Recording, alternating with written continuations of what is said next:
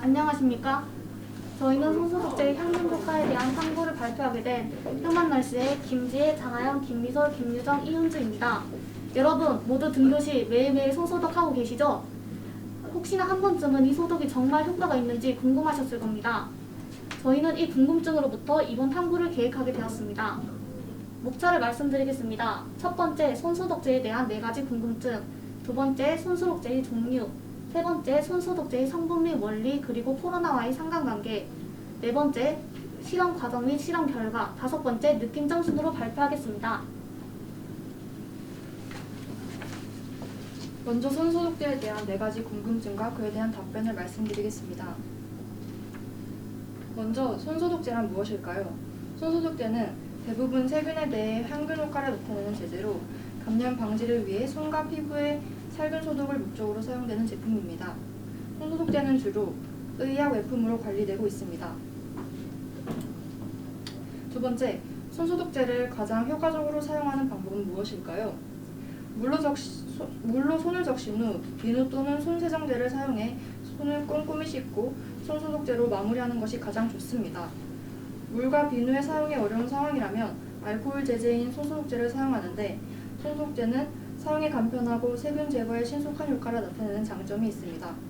사용 시에는 완전히 건조될 때까지 손과 손가락 사이를 골고루 문지르면 됩니다. 세 번째, 손소독제와 손세정제는 어떻게 다를까요? 손소독제는 의약 외품으로 알코올 등의 유효 성분으로 하여 손이나 피부의 살균 소독을 목적으로 사용되는 것으로 젤 타입 제품이 대부분입니다. 손세정제는 화장품으로서 손세정에 부수적으로 사용되는 것으로 주변에서 흔히 볼 수 있는 손 전용 물비누, 고체형 손세정 비누 등이 있습니다.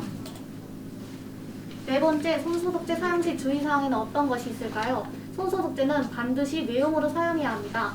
특히 눈에 들어간 경우 즉시 깨끗한 물로 씻어내야 하고 사용 시 발진 증상이나 가려움증, 자극 증상이 계속 나타나면 사용을 중지하고 의사나 약사와 상의해야 합니다. 다음은 손소독제의 종류입니다. 우선 손소독제는 눈에 보이는 형태 그대로 젤 타입과 스프레이 타입으로 나뉠 수 있습니다. 이는 외관상으로도 확인이 가능하기 때문에 쉽게 구분할 수 있습니다. 다음은 알코올 유무로 구분할 수 있는데요. 알코올이 함유되어 있지 않은 손소독제는 일반적으로 사용이 더 용이하며 용액이 건조된 이후에도 지속적인 보호 효과를 제공합니다. 알코올이 함유된 손소독제는 대부분의 의료기관에서 선호하고 있으며 대중의 신뢰도가 더 높은 편입니다. 다음은 손소독제의 성분 및 원리 그리고 코로나와의 상관관계입니다. WHO에 따르면 손소독제 농도 96% 에탄올과 98%의 글리세롤, 3%의 과산화수소, 정제수 또는 끓인 후 식힌 물을 공병에 넣고 전체 백기준 구성비가 순서대로 80대, 1.45대, 1.125대, 18.425가 되도록 섞으면 됩니다. 에탄올은 인지질층과 단백질로 구성된 외피를 보유한 바이러스에 효과가 큽니다. 에탄올이 바이러스의 외피를 녹여서 외피가 없는 바이러스가 외부에서 죽거나 운 좋게 숙주에 들어간다 해도 세포의 침투에 증식하지 못합니다. 따라서 외피 없이 생활하는 바이러스에는 에탄올의 효과가 떨어집니다. 코로나19와 사스, 메르스를 일으키는 코로나 바이러스와 인플루엔자 바이러스, 홍역 바이러스 등은 모두 외피가 있습니다. 그러므로 에탄올이 코로나 바이러스를 죽이는데 효과가 있다고 할 수 있습니다. 이는 코로나 바이러스가 복제를 위해 증식하는 원리와도 관련이 있습니다. 코로나19를 일으키는 신종 코로나 바이러스의 경우 인간의 폐세포를 감염시키기 위해서 폐세포 안으로 들어갑니다.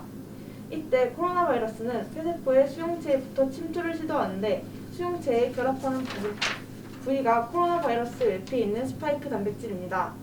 에탄올이 외피를 녹여 없애면 스파이크 단백질도 없어지고 결과적으로 이 상태의 체내에 들어가더라도 세포에 침투할 능력이 없습니다. IPA는 빠르게 증발하는 알코올로 거품 발생을 줄이고 다른 성분을 잘 녹게 만들어 스킨케어 제품에 널리 활용되는 성분입니다.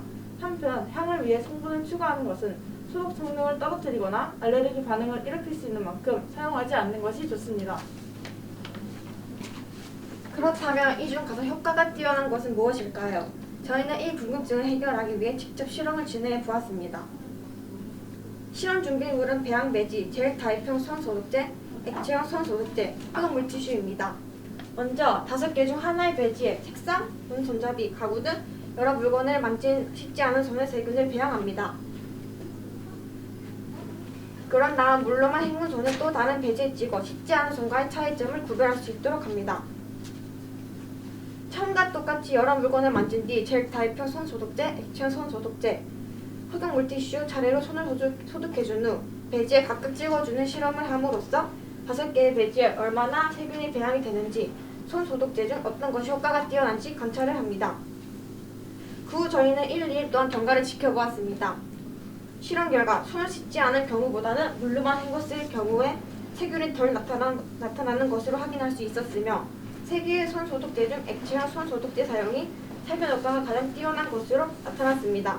그러므로 손쉽게 사용이 가능한 액체형 손 소독제를 공공시설에 비치하는 것이 전염병 예방에 가장 효과적인 것을 사료됩니다. 저희는 이 발표를 준비하기 위해 손소독제에 대한 여러 지식을 기사와 논문을 통해 습득하였습니다. 손소독제라는 하나의 제품을 심도 있게 분석하면서 그 성분과 원리를 알고 정보를 전달하는 글을 서술하면서까지 많은 의의가 있었습니다. 코로나19 사태 때 기하급수적으로 사용량이 늘어난 손소독제, 종류가 많은데 그 종류가 어디서 비롯된 것인지, 무엇을 사용해야 소독 효과가 더 큰지, 여러분들이 가졌던 손소독제에 대한 의문들이 저희의 발표로 인해 해소되었길 바랍니다. 이상으로 손소독제의 향균 효과에 대한 탐구 발표를 마치겠습니다. 감사합니다.